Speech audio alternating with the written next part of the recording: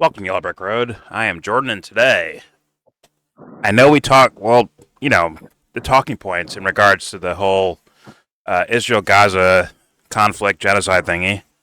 There's a lot of talk about hostages, but maybe we should consider that they're hostages on both sides, possibly, because usually those guys, the Palestinian hostages, don't get brought up, basically ever. I never hear about them, except for certain people. So yeah, I'm gonna read an article about that. Thank you, Mystery, by the way.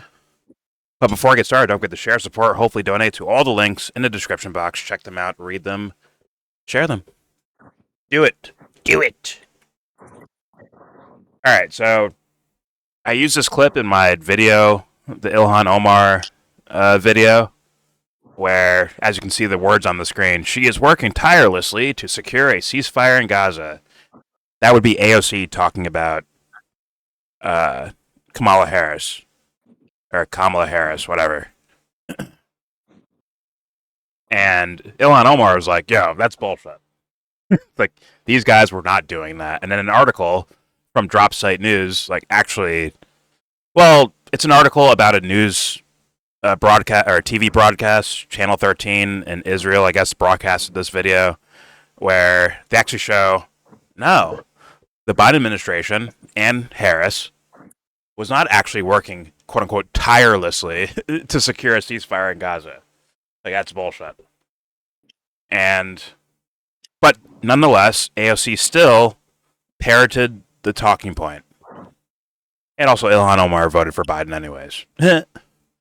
So it was both kind of like worthless things. But anyways, let's just play the clip so you know what I'm talking about. Here we go. She is working tirelessly to secure a ceasefire in Gaza and bringing hostages home. Yeah! Yeah! Well, once again, even on dumb guy logic, you would recognize that.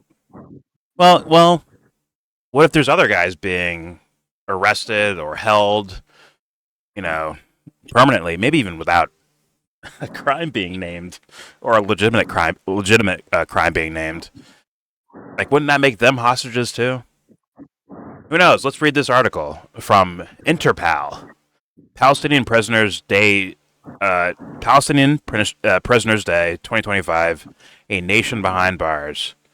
The article is published on the 18th, so you know. I will obviously link everything in the description box so you can read it yourself. Let's start reading. I have not read this yet. I'm just assuming what's in it. So, let's read it. April 17th, 2025 marked Palestinian Prisoners Day, a solemn reminder of the thousands of Palestinians languishing in Israeli prisons, many without charge or trial. Wow, I didn't even know that, but yet I guessed that somehow. As the occupation deepens its grip and repression escalates, this day takes on renewed urgency. It is not just a commemoration, it is a call to action. Now, once again, if we go to... it's kind of... You're kind of fucked. If you... Let's say this is like your biggest topic, right? That you put a lot of effort into, of understanding what's going on over there, and you see something wrong and you want to say something about it. If you voted in 2024 and you said, I'll vote Biden because Trump's such a pro-Israel guy, this would still be happening and you'd be fucked. Or vote Harris, sorry. If you voted Trump because Trump wants to get us out of wars and he didn't start any new wars, this would be happening. You are fucked either way if this is your topic. 100, there's no way around it. I'm just saying. Let's continue. And obviously, and also this last line stuck to me because a call to action. Like, well, either one of these people, Harris, Trump, Democratic administration, Republican administration, they could do very simple things to say, yo, do an actual legal process. Or they could say, yo, stop fucking bombing everything. Yo, let humanitarian aid through, on and so forth. They actually have weight to do that. It's not just U.S. on its knees like, please, Israel, don't do this. They can be like, yo, you get no bombs because we don't like what you're doing with them. Pretty simple. I mean, Trump stopped bombs and intel and shit going to Ukraine for what, like a week, maybe even a week, maybe less so. Not that he was dying to do that. He was probably just hoping that Zelensky would just cave in or something and go with whatever deal he gave him or offered. Either way, it's like, well, apparently the president can just do that. So you have proof of it. Now we're in, IQ territory. We are in IQ test territory now. Because like, wait a minute, if you could just stop arms going through when it wasn't even your shit that you were sending. It's from the Biden administration, right? A carryover policy from the Biden administration that you could say, okay, stop doing that. All of a sudden, arms stop immediately. Now that we know that, that means they could do that over here. Meaning Biden could have did that anytime he wanted to throughout his administration. Trump can do it anytime in his administration. So, like, it is what it is. And I'm not going to sit here and blame regular people for voting a certain way or based on their beliefs or whatever, or people that are fighting it like intellectually. I'm not going to blame you for it. Like, I'm not going to be like, it's your fault. It's like, nah. It's not your fault. Not really. Like, just because you pay taxes, no, it's not your fault, in my opinion. Let's be real. It's someone's lying to you to get these things done. Even if you know they're lying to you and you don't buy into this shit and you pay taxes so you don't go to jail, right? I don't blame you. I really don't. I think that'd be stupid to do. What I blame is people directly involved in this shit. Like, blatantly involved. Anyways, let's continue. I'm not trying to get stuck there again. As of this month, meaning April, at least 9,900 Palestinians are being held in Israeli prisons. Among them are over 3,498 administrative detainees, Palestinians in prison indefinitely without charge, without trial, and without the ability to defend themselves. This system of administrative detention is a gross violation of international law, and yet it continues unabated. Well, once again, when it comes to U.S. and allies, like, the UN's kind of useless. The international criminal courts are kind of useless because they don't actually wield any power, right, to do anything about this. Not that I think they should, right? I don't want to sit here and like fully arm the UN. They're like, okay, these are now the world leaders, and if you don't listen to the UN, they get to bomb you. Like, I don't want that either because I don't trust any of these fools, bro. I don't care what Ivy League schools they went to. I don't care how close to the front of the class they sat in their seats. I don't care how much extra homework they asked for. I don't care how many fucking lockers they were stuffed in. Sorry. I better get to know you motherfuckers one by one. And guess what? They might not make it through my Discord. I kid you not. They might not be able to make it through my Discord. They might rage quit at some point, considering the personalities that are around. Anyways, and the questions they would be asked about things. But hey, it is what it is. But yeah. Once again, I think the U.S. has major power in this arena as far as this idea of international law, right? But they just use it willy-nilly. These guys in government, they use it for if they want someone gone from a country as far as a leader, or they want regime change, they will all of a sudden be the beacons of international law. If they're okay with your government or leaders or administration or policies or whatever the fuck, they won't say a fucking word, and in fact, they will defend you on the international level to allow you to keep doing what you're doing. Which to me is just blatantly criminal. Maybe not based on man's laws, but based on morality, based on my morality. Yeah, that's a fucking crime. 100%.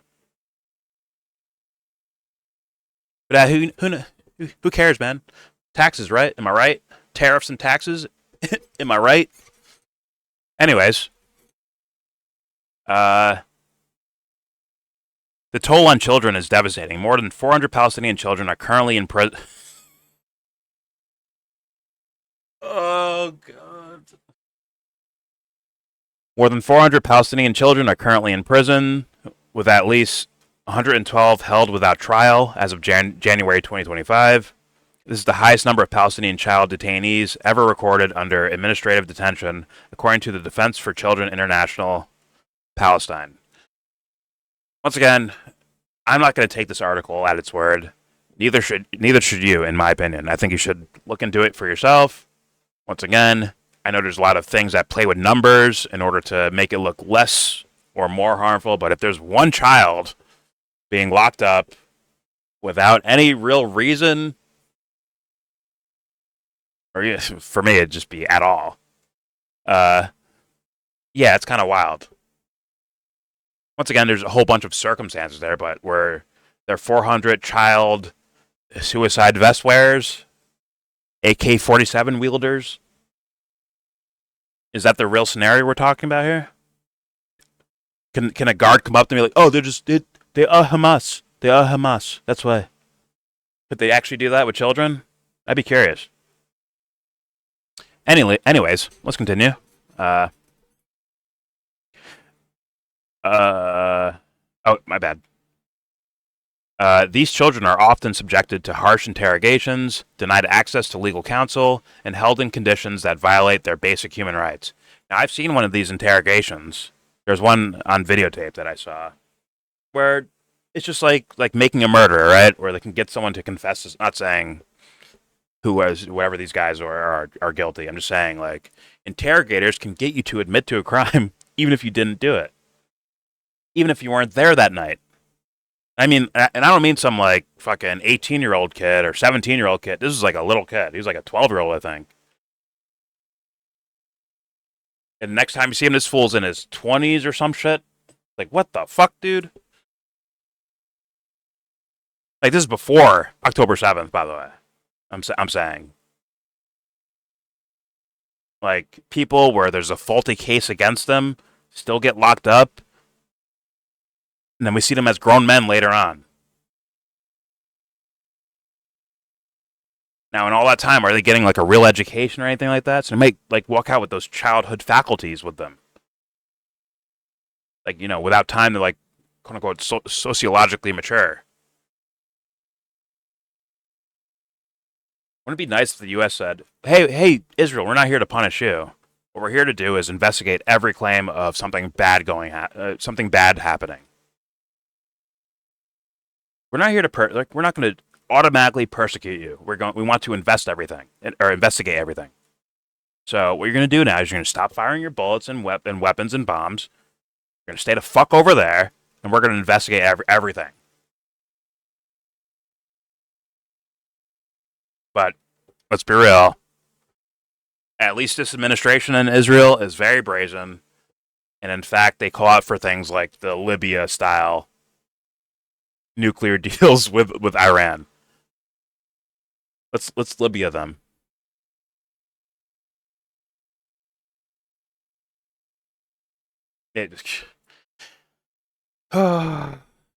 Hey, and you wonder why there's people that are turning en masse against what's happening here. And guess what? Some people are going to go too far, as what usually happens. And and someone's going to say some not so feeling good version of I told you so.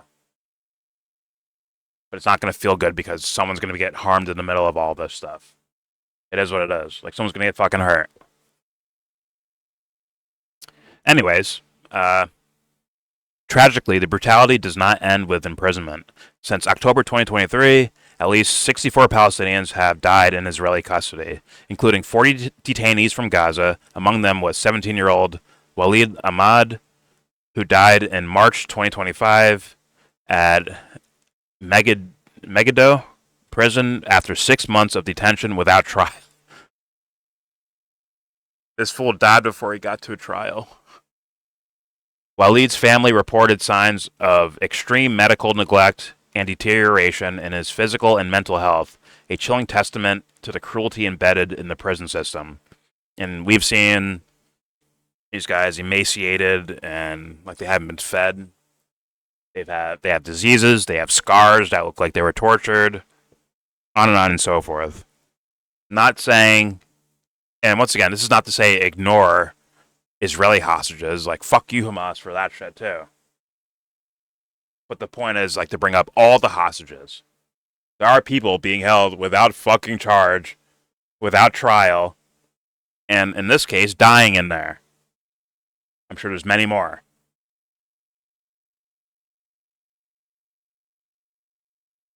So, and once again, those guys aren't being hit by bombs when they're locked up in these detention facilities. They're not being hit by bombs in there. That's not their reason for death.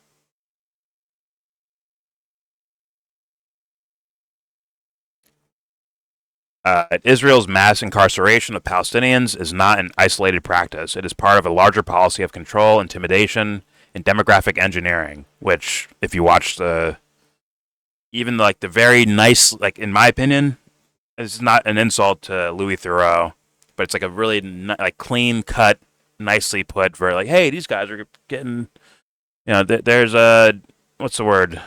Discrimination against these guys, right? Even within that, where he's talking to settlers and some of these guys' beliefs, where like it is really demographic engineering. Like, yo, we want you to get the fuck out, and we will encroach on all the land we can as we're knocking down your houses to eat up territory till one day there's 5 of you left and you gotta leave. Like, stay here and die or leave. And imagine that to the extreme is what's happening in Gaza. Like, it's straight up like, we will kill you. We'll keep killing you. We will keep pushing your backs to the sea or to the Egyptian border. And then it's like, what was it in Dark Knight Rises? Death or exile? And metaphorically speaking, that would be the death of Palestinians and like the idea of what a Palestinian is.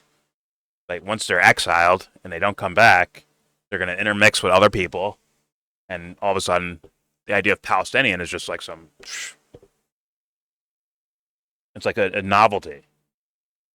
Like being Native American now. Even though they're going to hold on to more than...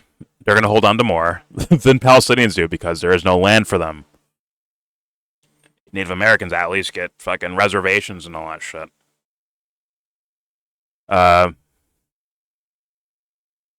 Arrests often occur during night raids without warrants. Detainees are frequently subjected, and we saw those in both documentaries, No Other Land and the Louis Theroux, The Settlers, where these guys are just patrolling at nighttime and they're willing to... If you're doing something they don't want you to be doing, I suspect if you're in the wrong place at the wrong time, it doesn't matter if you committed a crime or not or whatever the fuck, they are ready to take you and detain you, and who knows when you're coming back. Who knows? And that was in the West Bank. Just saying. If you remember the story I did on the other people did it. The story I covered with the medics, right? The Red Crescent medics, where the first truck that came by, they killed 2 of the guys, and the other one they took them in, arrested them, and that's that. Medical workers arrested for doing their job. Or killed, obviously. And fucking incredible. Arrests often occur during night raids without warrants. Detainees are frequently subjected to beatings, solitary confinement, and denial of medical care. In the occupied West Bank and Jerusalem, no Palestinian is truly safe from arbitrary arrest. Activists, students, lawmakers, and even children are all targeted. The system is enabled by silence. Western governments, including the UK, have largely failed to hold Israel accountable. Despite mounting evidence of torture, administrative detention, and the violation of children's rights, the British government continues to deepen military and intelligence ties with Israel. I mean, yeah. Clear as day. And in fact, in the No Other Land documentary, that Oscar-winning documentary, they have a scene where Tony Blair shows up and visits a school that these guys built, right? That the villagers built for their kids. for all the kids in the village. Like, this is your school. Before that, they were saying like, you need to knock this down. Like, we're gonna get rid. Like, it's gonna get knocked down, bro. Like, leave the facility, leave the school, and we're gonna knock it down. But somehow they got Tony Blair out there. All right. He visits the school. He does photo ops. Maybe talks to some of the people, and he leaves. Thus, they left it there for a bit. But then eventually they come back and they knock it the fuck down. All right, is the media shut down? Like, no one cares now? All right, let's go in, knock it down. Schools for the kids. Like, they want to. If I had to guess, what that government and what these apparently these military dudes are also all going along with, what it looks like is like, yeah, we will, even on the littlest level, we'll nitpick at you just to get you to fucking leave. Anything we can do. We might even sit back and watch you build the school first. This is not in the doc. This is me guessing from a faraway distance, right? Because they could have stopped them before they built the thing, right?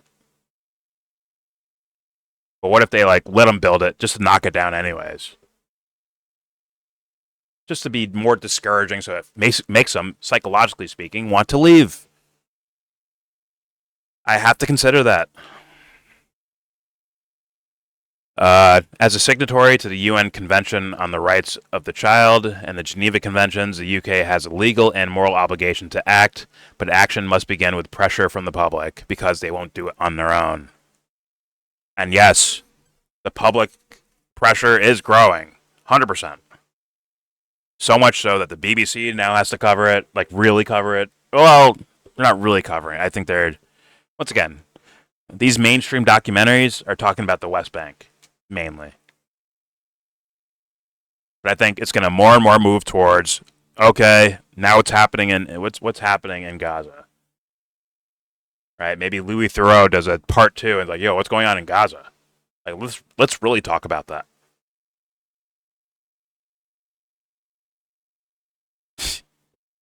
It's almost like a fuck you to the Douglas Murray guy too, where it's like, yo, more and more people are fucking that's the end of the article. Yeah.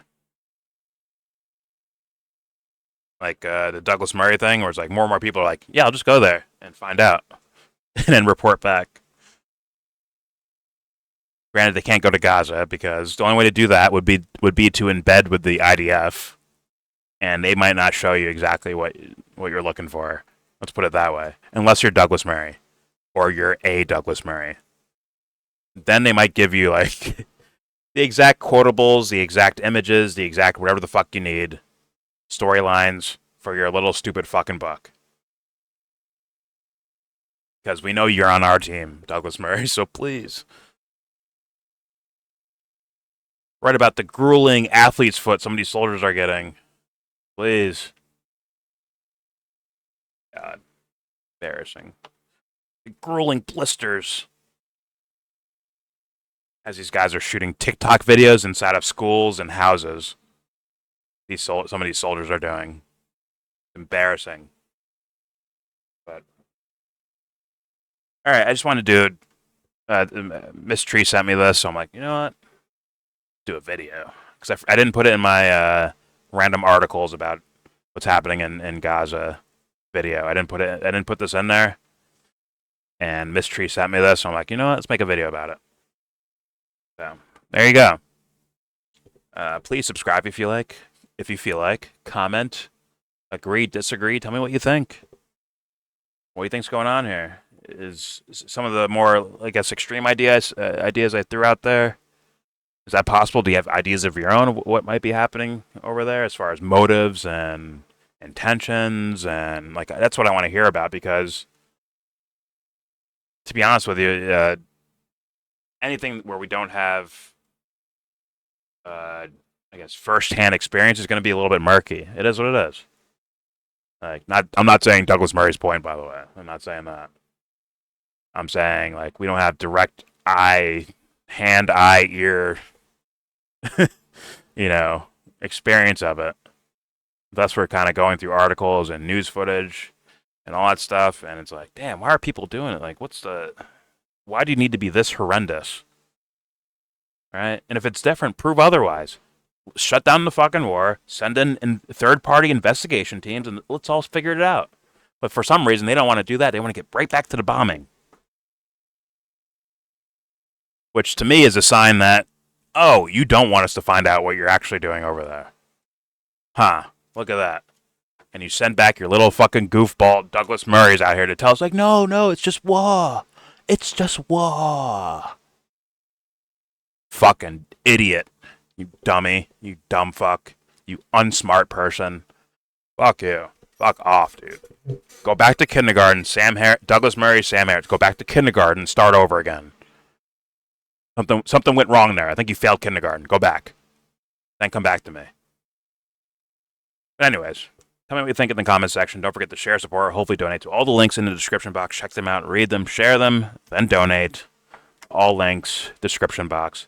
And with all that said, give this video a thumbs down. Say you wanna get in, and then you wanna get out. When you get the money to buy yourself